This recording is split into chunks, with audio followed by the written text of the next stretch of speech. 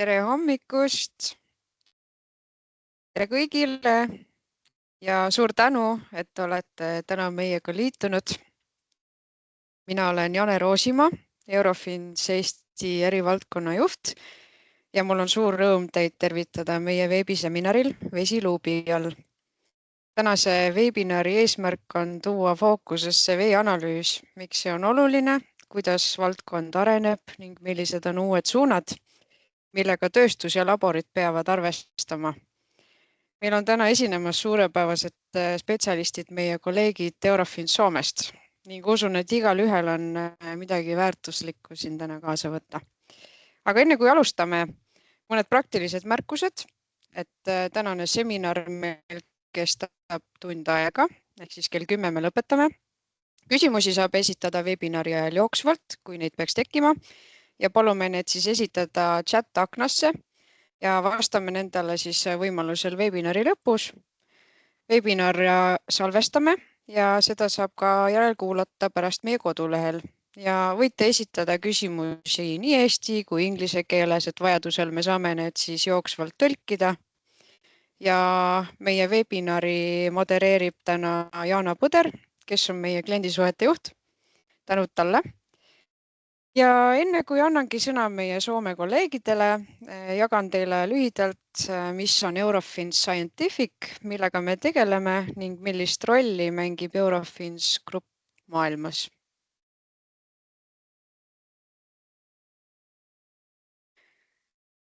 Eurofins grupp asutati 87. aastal Prantsusmaal ja tänaseks on meil ettevõttest kasvanud ülemaailmne laborivõrgustik, kus töötab enam kui 60 000 inimest ja need on siis paigutunud 900 laborisse enam kui 60 riiki eri regioonides maailmas. Aga Eurofins ei ole lihtsalt labor või laborikett, et me alates asutamisest oleme põhimissiooniga olnud teha midagi palju enamat kui lihtsalt analüüsida, et kaitsta inimeste tervist ja keskkonda, tuvastada mitmesuguseid pettuseid, näiteks toidusektoris, ennetada saastumist keskkonnas ja planeedile ning olla usaldusväärseks partneriks valitsustele ja ametkondadele regulatsioonide, määruste, mitmesuguste standardite kujundamisel ja loomisel.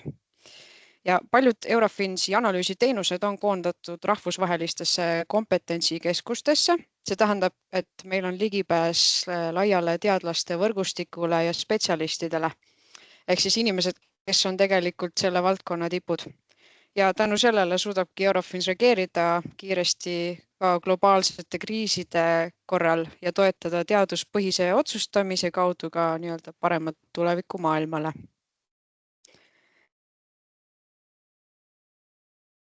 Siin ka väike visuaalne ülevaade. Eurofinsi laborid on suured, paiknevad strateegiliselt erinevates regioonides. Sõltuvalt analüüside ajakriitilisusest ja teenuse nõudlusest on nad paigutunud. Eesti klientide jaoks me kasutame peamiselt Põhjamaade ja Euroopa laborivõrgustikku, mis tagab siis kiire usaldusväärse teenuse, et nagu näha kaardi pealt ka, et Euroopas on neid laboreid väga palju, väga erinevates sektorites. Ja siin on ka ära toodud sektorit, et milles siis Eurofins tegutseb, et näiteks siis toidu-sööda analüüsid on klassikalised keskkonnauuringud, nagu me täna räägime, agrokeemia, näiteks tarbekaupade ohutus, farmaatsia, materjalitööstus ja nii edasi ja nii edasi. Et tõesti Eurofins tegutseb kõigis olulisemates sektorites ja igal aastal meie ülemaailmses võrgustikus siis tehakse ligikaudu 450 miljonit analüüsi ja me kasutame selleks rohkem kui 200 000 erinevat analüüsimeetodit, millest enamik on akrediteeritud, kas ISO 17025 või mõnele teisele rahvusvahelisele standardile, mis siis parasjagu on oluline. Ja mis kõige olulisem, kõik analüüsid, mis siis ülemaailmselt on olemas Eurofinsil, on tellitavad ka Eestis läbi Eurofins Estonia. Ja suuremates riikides, nagu täna kuuleme ka Soome kohta, on Eurofinsil tihtipeale mitmeid esindusi ja laboreid ja laiem teenuse võrgustik. Ja selle tõttu ongi mul nüüd hea meel anda sõna meie lähinaabrile Eurofins Soomele ja sõna saab minu hea kolleeg Jooni, kes töötab Eurofinsis müügijuhina. Please, Jooni, you have the stage. Okay, thank you. Thank you, and good morning, everybody. So my name is Jouni Aho, and I'm working as a business development and sales manager in Eurofins environment testing business line in Finland. And I've been working with Eurofins for about 8 years now, since 2018. And I'll present you Eurofins in Finland, what we do in Finland.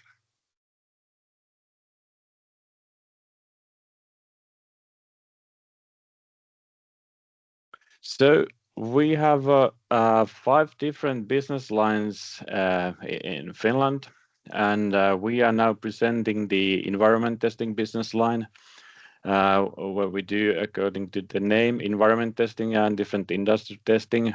We do have 6 different entities in environment testing, and I'll describe later on more in detail what we do in environment testing. Then we do have the food and feed testing business line, which is, according to the name, focused on the food and feed analysis services. And then we do have the agro testing, which is focused on the farming and growing analysis. And then we have a consumer product testing business line, where we do the certifications, product approvals of different types, and also the consumer product testing. And then we also have the biopharma product testing, where we do analysis services for medicines and medicine industry. And our figures in whole Finland, we have the revenue about 80 million euros and about 25 lab sites. And the annual sample volume is quite significant. We do more than 600,000 analyses. Or samples what we process in Finland, and we have more than 700 employees. And as said earlier, that we have 11 entities separated on different business lines, as I presented on the previous slide.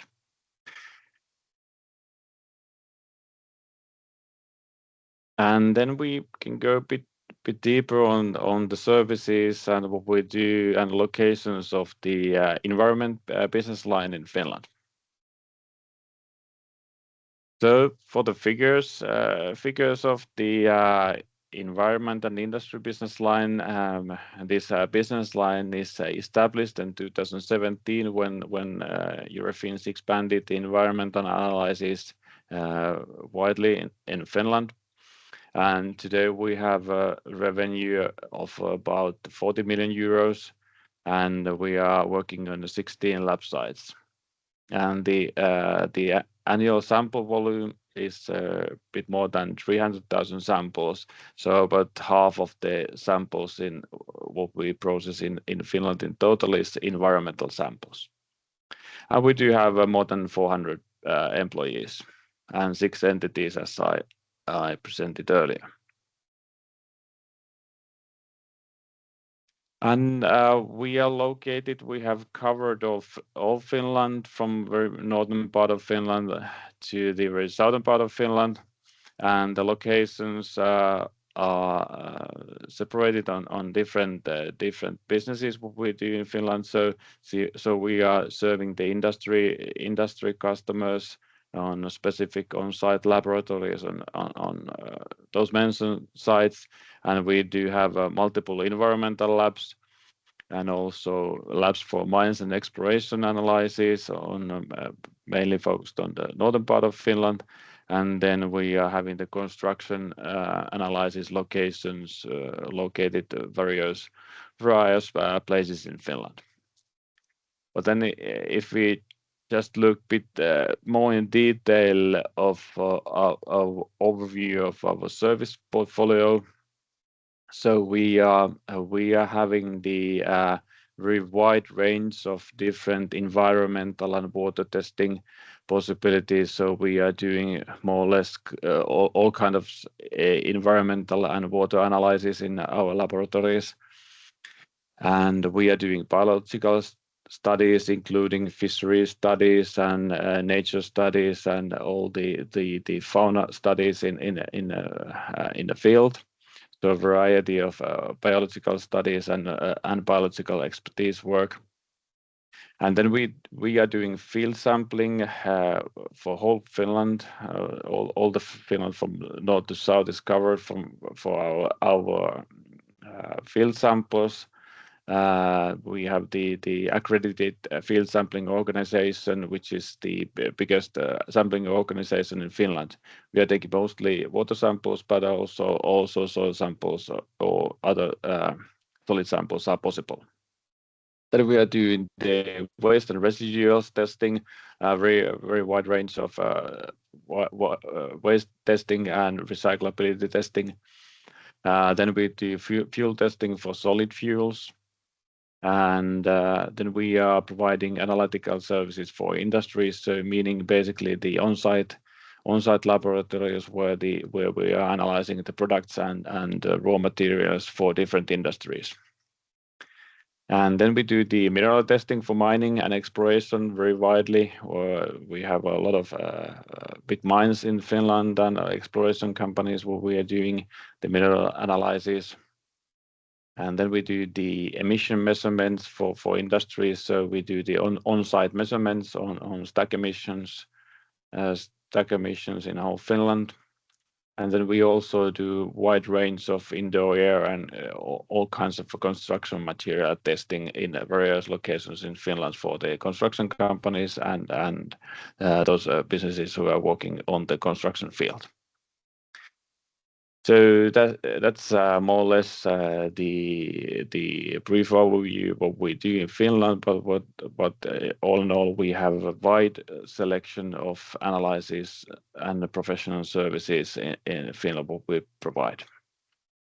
And thank you. And now we can move on to the expert content of the day. Okay, let's move on.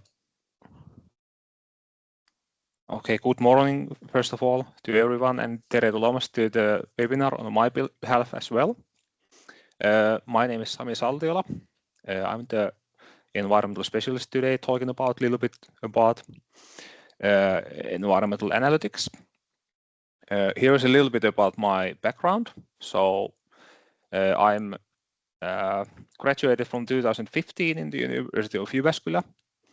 My major is environmental science, and I have specialized in ecotoxicology and also environmental analytics.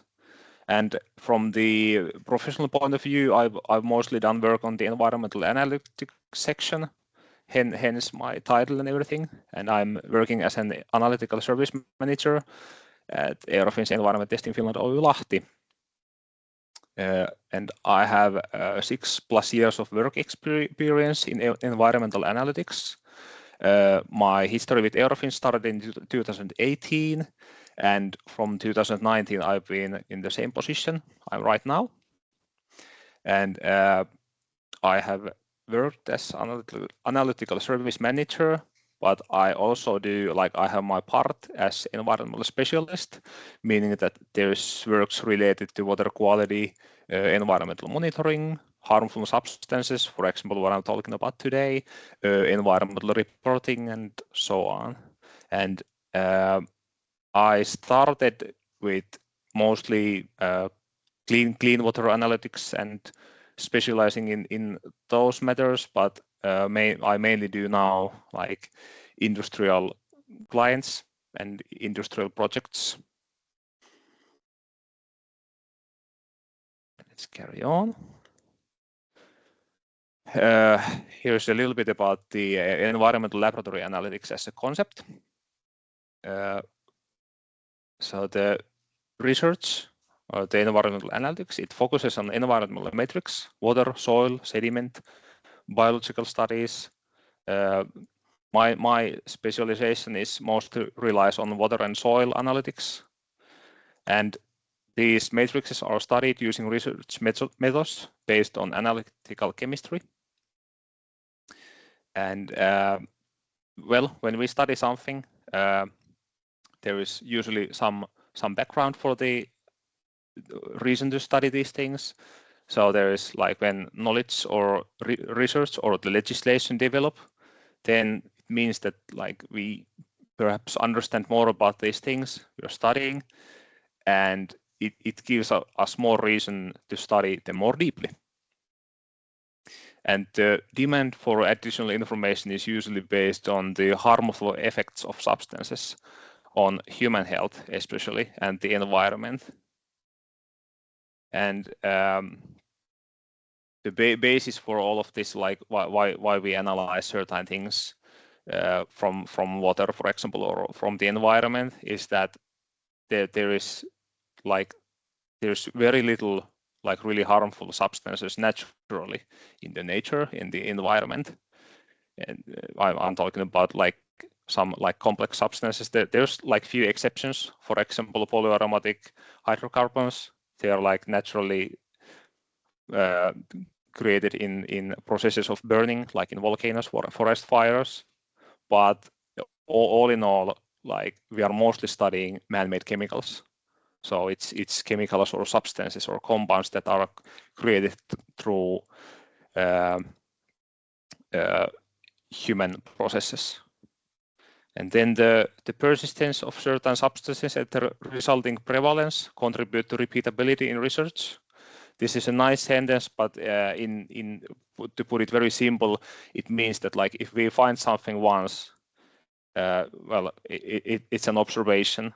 But if we find it twice, if we find it 3 times, it's a trend, and then we can compare the results to each other, and we can speculate what is the reason for the decrease or increase in the things we find. It's really simple in that manner. Then something about the regular analysis for drinking water. I've understood that like most of the people listening today have background in the clean or drinking water production. So the Estonian legislation on drinking water quality, Veeseadus 2019, is based on the European Union Directive 2020/2184 on the quality of water intended for human consumption. And these water quality requirements in Finland are based on the same EU legislation. And because of this, the laboratory standards used for the water quality testing are therefore applicable to both Estonia and Finland. And our laboratories in Eurofins environment in Finland conduct all routine water analysis regarded by Estonian legislation. So all the basic analysis, but also the complex ones. And for more complex analysis, we have subcontracting Eurofins laboratories available. And simply everything from the same service provider. Like there's a wide variety of analysis we do here in Finland, but for example, microplastics, we have like really excellent subcontracting laboratory for those in the Eurofins network. So it's really convenient. And then for the following slides, I'm going to talk about some complex harmful substances related to, well, not only the drinking water, but also on the environment and their impact on the health and environment.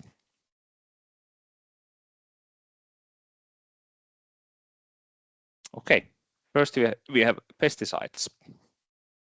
Well, pesticides are designed to eliminate, repel, or control animal and plant species deemed harmful to human activities, including agriculture, food production, goods manufacturing, like for example clothing, and domestic life. And they're classified by their target organisms. So there's like insecticides for insects, herbicides for plants, there's fungicides for fungi, there's rodenticides for rodents, there's miticides for mites, and so on. The list is really long. And they're also classified by their chemical structure and physical state. So there's like in pesticides, there's like different functional groups which have like, so they have like from their chemistry, they have like certain way of acting on the target organism, and they can be also classified by those. And modern pesticides tend to be less harmful to the environment.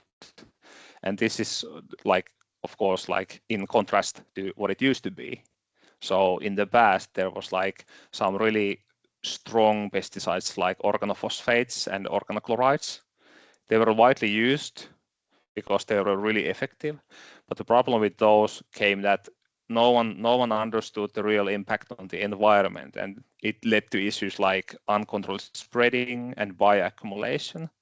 Well, for the uncontrolled spreading part, it's all about that these pesticides, they would prevent the original target species from spreading, but they could also like harm, like let's say like if there was like insecticide used, they would also influence birds, small mammals, plants, almost everything. And then from that comes the bioaccumulation, like especially with mammals and birds, like which have like fat tissues in their bodies. Some of these compounds, they're like really easily gathered to the fat tissues, and then like it could like influence the offspring of these animals or birds, and it was deemed really harmful. And some compounds used in the past have been deemed so harmful that they've been banned for decades, but there's still traces of them like visible when we study, for example, like water samples or soil samples. And some of these compounds are, for example, DDT. It was used mainly in the 70s, early 80s, banned already in the late 80s in the US and also in the European Union. And then there's also this kind of compound called perchlorodihomocubane. It's Mirex. I'm pretty sure that it's meant for to repel the plant species, and it's also like highly bioaccumulative.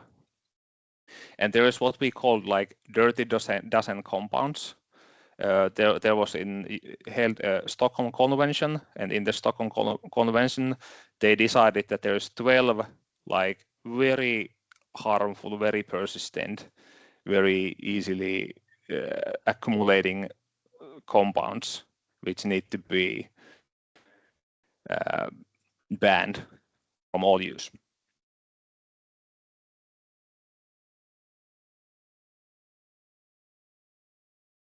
Then, per- and polyfluorinated compounds, PFAS. I'm generally talking from here on, I'm talking about PFAS. It's just easier to say.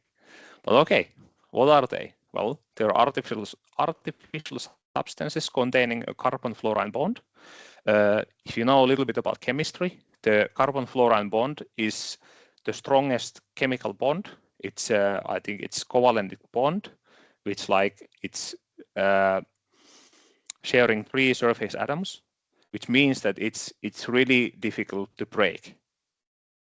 And PFAS are a substance group consisting of thousands of synthetic chemicals.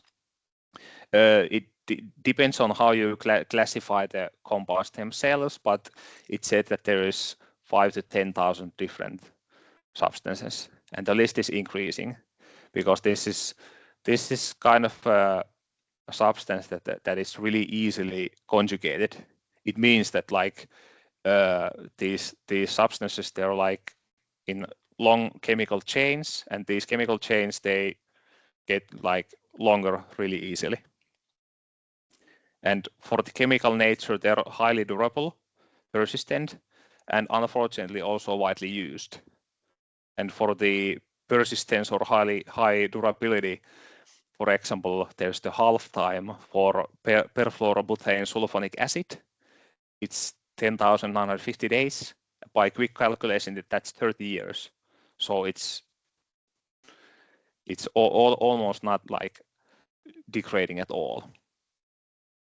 And from the wide use comes the most common applications. And These are among some. They are heat and wear resistance, as well as water, grease, and dirt repelling properties.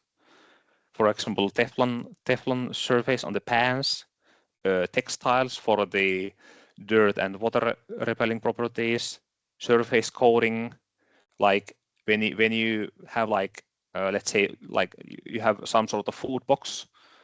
The food box itself could contain some PFAS because it repels the grease and water, so it stays pristine until the food is consumed.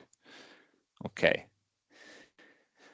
Then some of the most significant compounds in the PFAS family are like these are the most talked about usually. There's the perfluorooctane sulfonic acid, PFOS, perfluorooctanic acid, PFOA, perfluorononoic acid, PFNA, and polytetrafluoroethylene, PFTE, which is also known as Teflon. And as the knowledge of PFAS compounds improve, it's understood that like, okay, PFAS, they're mainly they are harmful to human health and for the environment, but not all of these are linked to health hazards. And the route of exposure is essential for those identified as harmful.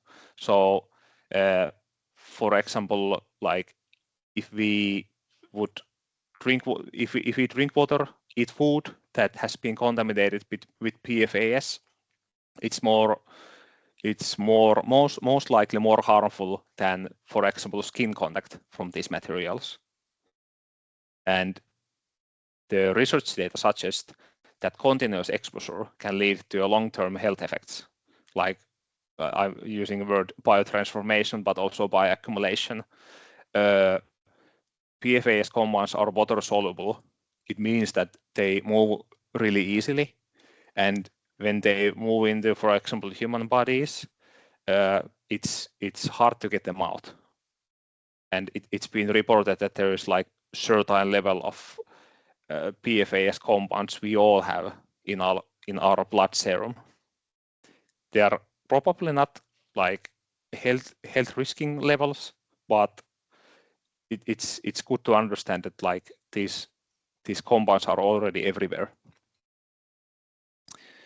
PFAS compounds are analyzed mainly from water, soil, and also extinguishing foam, like the foam you use to put out fires.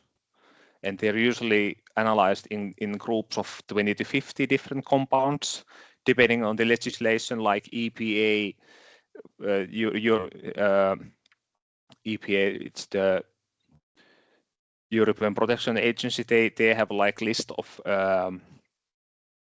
EPA is Environmental Protection Agency in the US. So they have a list of 53 compounds, for example, like it's analyzed in that kind of package as well. And the basic analysis package for water have either 30 or 50 compounds analyzed in Eurofins Lahti laboratory. So we have also this analysis in our domestic production.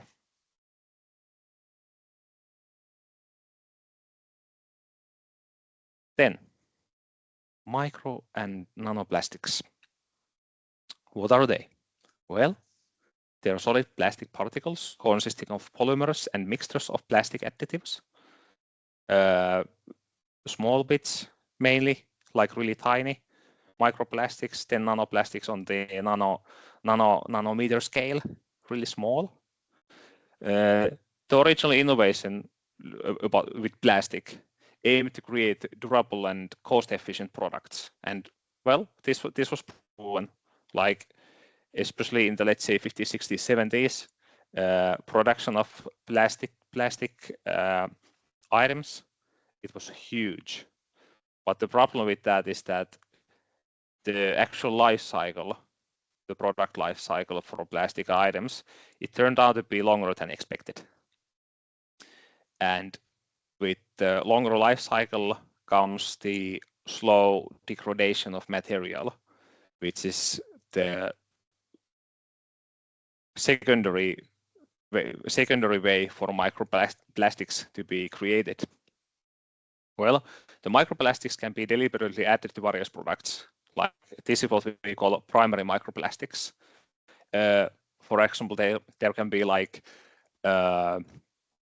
skincare products, or let's say polishing products for metal, or like some kind of like pastes used for like surface like coating. So that's the primary microplastics. But these microplastics, they are also released unintentionally when plastic products, rubber, and synthetic textiles break down or wear out.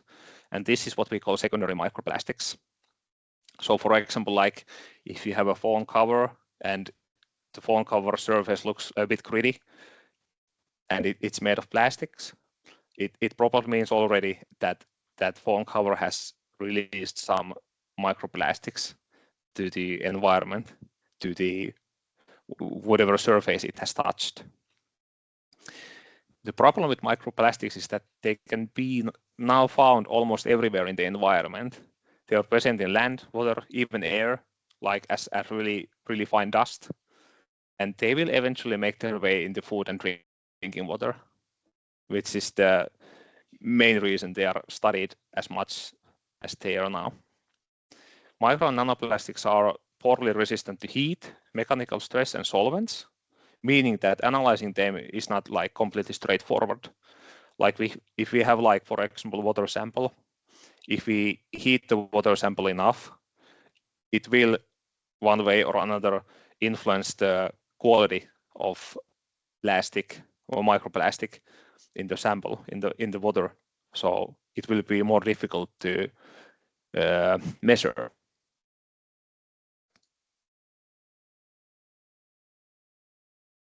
Micro and nanoplastics are examined by plastic type. Well, I've listed like few compounds, few things in there. For example, there is PE polyethylene, PA polyamide, ABS plastics, polystyrene, PVC.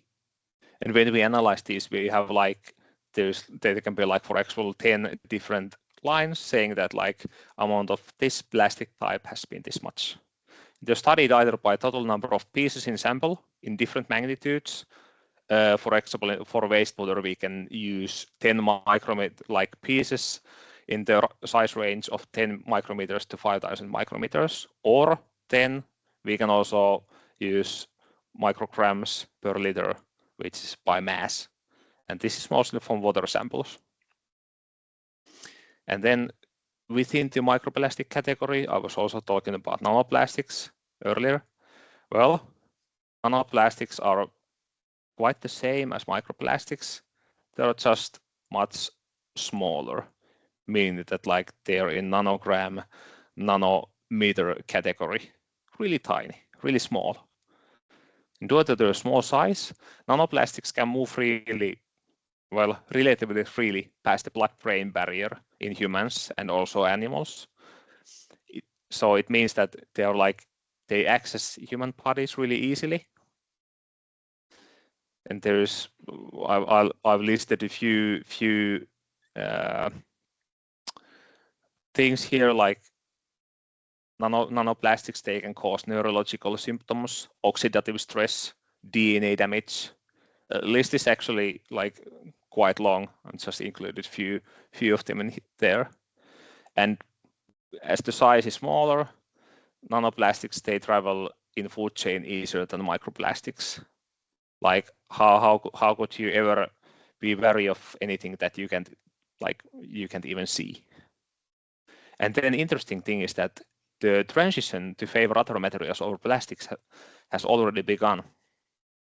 So there's like composite materials, like mainly like wood composites, or maybe bamboo, stainless steel, whatever that whatever it is, it's something that doesn't include plastic in it. And last time I had a similar webinar, there was people like really scared of like thinking that like, okay, should they toss them away? They're like old plastic cutting boards and kitchen utensils made out of plastic. Well, that depends. Like if the plastic surface is really run out, then you need to think that is it good to have something like this lying around or being used for making food, like old plastic cups used for drinking water. Like I would say that if the plastic surface is broken, then there is a higher chance of it releasing microplastics or plastic to the surroundings. But it's for everyone to judge. And there is also a photo of like microplastic granules on a dish. This is one way they can look. Then we have polyaromatic hydrocarbons, PAHs in short. Well, they're a class of compounds that consist of 2 or more aromatic rings bonded together. They are organic compound. Most PAH compounds are produced through the incomplete combustion of organic matter, such as engine exhaust fumes, incineration, forest fires, roasting food over open fire, volcanoes naturally. This is one of the only compound groups that are also formed naturally without like human influence. And they represent the largest class of cancer-causing chemicals, and due to the wide variety of sources, they rank among the 10 most threatening compounds to human health. They have a tendency for bioaccumulation in the soft tissues of living organisms, just like many other harmful human-made compounds or substances. They are also carcinogenic, so cancer-causing, but they also possess genotoxic, mutagenic, and teratogenic properties. So they can bind to DNA, they can create mutations, and altogether they are quite harmful. They're analyzed most often from water and soil samples here in Eurofins Lahti laboratory, but also from ash, air emission samples, construction waste, and even foods. And the basic analysis package for water includes 16 different compounds. And then I added like another line in here about the polybromated diphenyl ethers, PBDE compounds. It's more complex organic compounds as the polycyclic aromatic hydrocarbons are, but they function similarly in the environment. So these are created in same manner as PAH is, for example, in incomplete combustion of organic matter.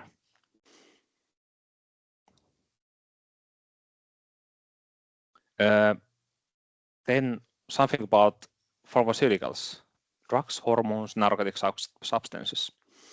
Well, all pharmaceutical products contain organic molecules. Their source may be a natural product or a fully synthetic molecule or a combination of both. It just means that they can be very complex. Pharmaceuticals can enter the environment at all stages of their life cycle. Emission sources, for example, households, hospitals, industry, agriculture, landfills even. And similar pattern of distribution applies to hormones and narcotic substances. So at all stages, the creation, the afterlife, the use, all of those. And there is numerous active substances influenced by a wide range of factors affecting stability, degradation, and accumulation.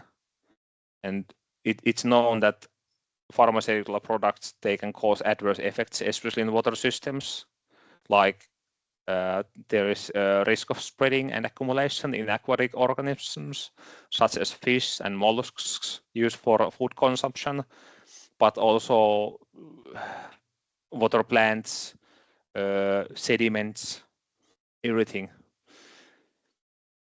And one key problem can be the number of antimicrobial resistant bacteria and soil may increase. Like you heard about talking about this, like hospital bacteria strain which is really resistant to antibiotics. And this antimicrobial resistance in bacteria, it works in same manner. So it's a risk, definite risk for human health.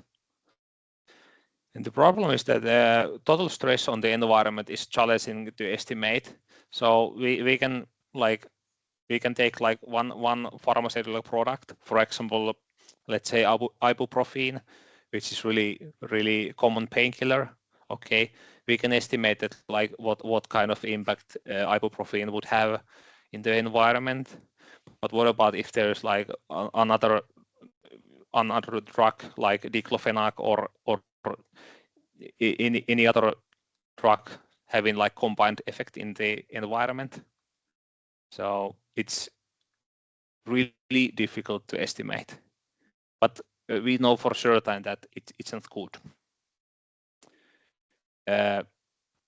Pharmaceuticals are typically analyzed as distinct packages from water and soil samples, also from other matrices. There is more than 150 compounds available. And there's a new thing, there's the European Union Directive 2024/3019 for pharmaceuticals in treated wastewater. There's a list of 12 compounds that are or will be regarded by law to be analyzed from treated wastewaters in wastewater treatment facilities. So we have also that kind of package available.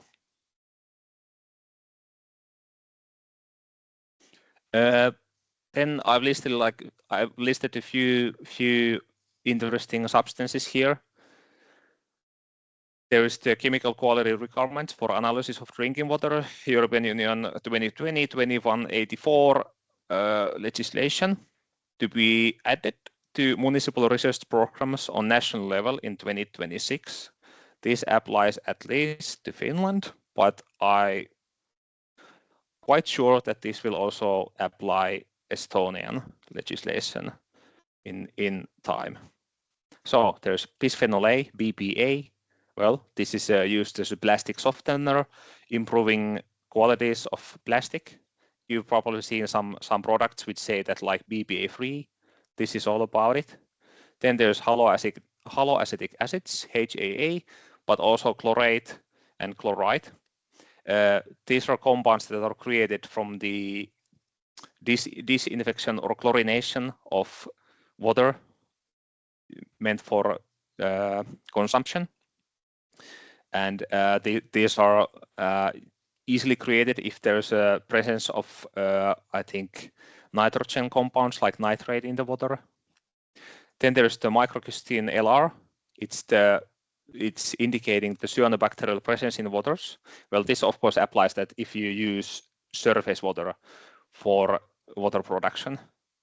If you use groundwater, then this is not a matter of interest.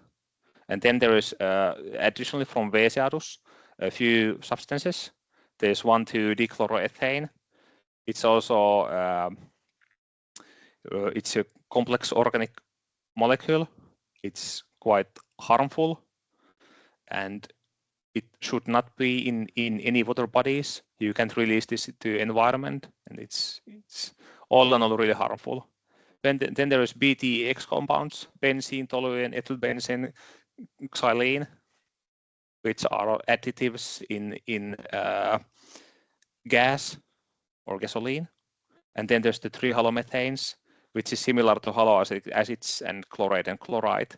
It's a byproduct of chlorination or disinfection of water.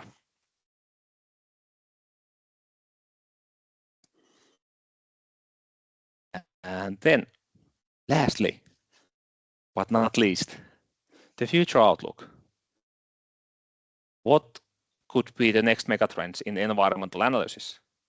Well, for sure, I can say that they are focusing on the impact on human health and bioaccumulation. So it's something that's influencing our health, but also something that may remain hidden by bioaccumulation. Somewhere in the human body having some kind of influence, which we don't know until the level of exposure is high enough. The exposure itself through air, water, materials, and food and drinking water, especially drinking water for this webinar, the main interest, because we need both of those to survive, to stay alive. So it's really important to make sure that the drinking water is of good quality. Then there's something about environmental fate and behavior. So okay, we have complex substances and we don't know for sure what will happen to those when they get released to the environment. There is the physical-chemical change, especially in relation to mobility of contaminants. I was talking about from the chemical background. I was talking about that there is functional groups in substances, and these functional groups can influence the solubility, volatility, number of reactive functional groups, meaning how easily they react in the environment and in target species, for example. And then there's the problem of long-term exposure. Well, just like for PFAS compounds, the long-term exposure is easily understood too late.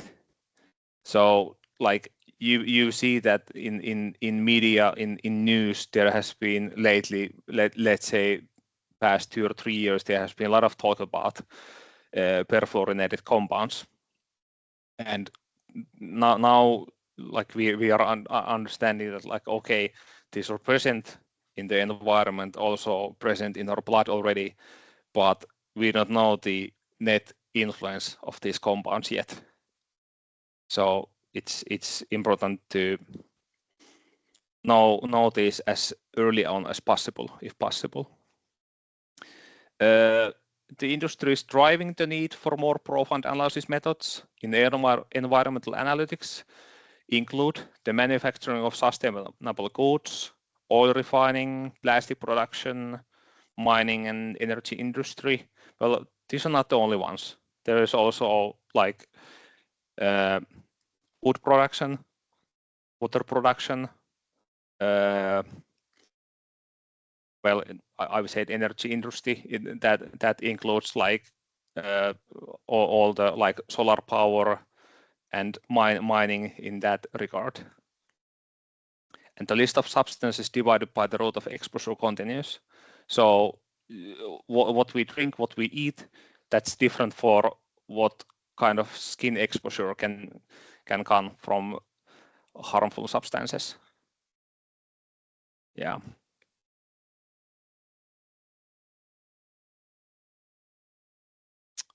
Then I have a list of references in here. This is for the later use. This webinar file will probably be provided to you. So if you want, there's my references I was using for this webinar. These are all in English, so they should be relatively easy to read in case you're interested.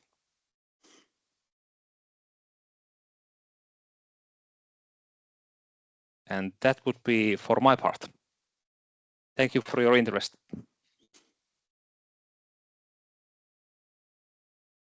jah, and eesti keeles tagasi.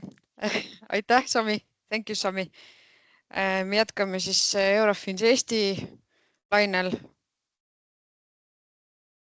Väike tutvustus ka.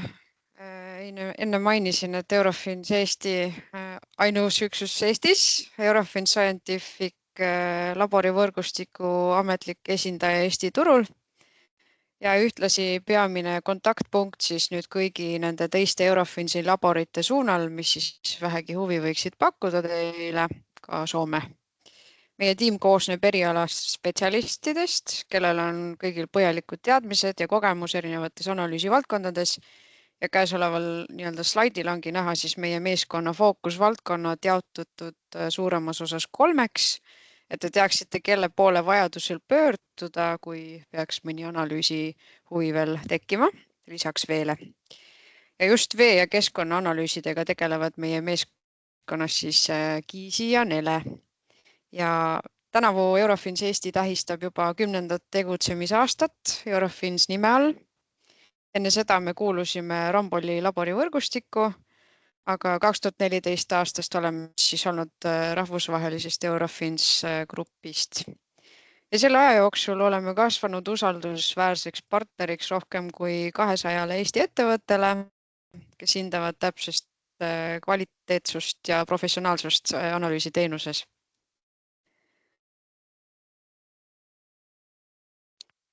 Sageli küsitakse meilt ikkagi, et kuidas saab Eurofins Eesti kaudu analüüse tellida, et tegelikult on see üsna lihtne protsess, et täna teen selle teile samm-sammult selgeks ning toon esile ka mõned detailid, millele tasub tellimisel kindlasti tähelepanu pöörata.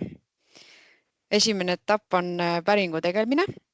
Kõige mugavam viis analüüside võimalusi uurida ongi täita päringuvorm meie kodulehel eurofins.ee. Seal saab märkida, millist tüüpi prooviga on tegu ning millist analüüsi soovite teha. Mida täpsemalt te kirjeldate proovi päritolu ja oma soovi, seda kiiremini, täpsemini saame me siis pakkuda sobiva lahenduse. Ja kõigile päringutele me vastame esimesel võimalusel. Mõnel juhul võib juhtuda, et enne lõpliku hinnapakkumise või analüüsiplaani koostamist me vajame lisainfot, näiteks täpsustust proovi mahu kohta, pakendi kohta, proovi kogumise viisi kohta, tellija andmete kohta. Et see kõik on vajalik selleks, et kõik analüüsid toimuksid vastavalt teie ootustele ja ka siis nõuetele, mis peavad vastama. Kui kõik päringuandmed on piisavad ja selged, siis saadetakse teile hinnapakkumine Eurofins Eesti müügiesindajalt. Et siin on nüüd hea tava teha omalt poolt üks kiire kontroll, vaadata üle, kas kõik soovitud analüüsid on hinnapakkumisel olemas, kas metoodikad, millega need analüüsid tehakse, vastavad teie vajatud ootustele. Ja siin on slaidil näha ka, milline meie hinnapakkumine välja näeb. Selline dokument tuleb, et on oluline meeles pidada, et just see hinnapakkumine, nende detailide kontrollimine on aluseks tellimuse vormistamisele ja ka analüüside alustamisega siis koostöös laboriga. Siin hinnapakkumisel on näha ka, et selle testhinnapakkumise me koostasime just täpselt polüaromaatsete süsivesinike ehk PAH määramisele. Et siin joonistub ilusti välja kliendi info, mis siis palume teil üle kontrollida ja kindlasti siit alt tulevad siis meie analüüsikoodid. Need on sellised tähe-numbri kombinatsioonid, mille juurde tuleb siis teie poolt soovitud analüüs või analüütide grupp. Siin on näha ka siis täpsemalt meetodi kohta ja ka võimalik analüüsi teostamise aeg laboris. See TAT tähendab seda, see näitab siin hetkel 9 päeva, et 9 päeva labor siis analüüsib. Ja siin on muidugi ka hind ühiku kohta välja toodud, et hinnapakkumised oleksid arusaadavad. Kui me nüüd jõuame tellimise faasi, siis tuleks arvestada, et proovida nende võtmine, sealhulgas ka proovivõtunõuded peavad vastama täpselt sellele, mis on märgitud hinnapakkumisel. Et siin all uuesti välja toodud see hinnapakkumine. Tavaliselt on iga analüüsikoodi juures välja toodud info proovivõtu koguse kohta. Näiteks siin on 100 milliliitrit ilusti märgitud. On ka vajalik taaratüüp toodud välja ja muud eritingimused, kui neid peaks olema. Et näiteks siin on tumepruun klaaspudel, mis on nõutud selle analüüsi teostamiseks. Ja siis tuleb täita saateleht ja saatelehe täitmine meie jaoks, see on siis oluline info proovivõtu ja hinnapakkumise kokkutoomiseks. Ja selle leiab mugavalt meie kodulehelt jällegi eurofins.ee tellimuse esitamisel vormista tellimus nupule klikates. Ja see on oluline osa tellimusest, et ta ühendabki kõik selle info, mis te soovite analüüsida ja siis hinnapakkumisega kokku. Kui proovid on võetud, siis soovitame need toimetada Eurofins Eesti esindusse esimesel võimalusel. Eriti oluline veeproovide puhul järgida ka säilitustingimusi, et tagada proovide siis vastavus. Kui teil tekib küsimusi proovivõtu või taaratüübi kohta, näiteks soovite kasutada ka oma taarat, siis me saame vajadusel selle laboriga täpsustada. Samas on kõige kindlam kasutada meie poolt pakutavat taarat, sest et see on kokku lepitud laboriga, see on kontrollitud. Ja kui me juba proovide kogumisest ja logistikast räägime, siis tasub kindlasti teada, et meilt on võimalik tellida üks väga praktiline ja klientidele mõeldud lahendus, nimelt meie täisteenus. Et järgmine slaid tutvustabki, kuidas täisteenus töötab ja miks see paljudele klientidele on osutunud väga mugavaks lahenduseks.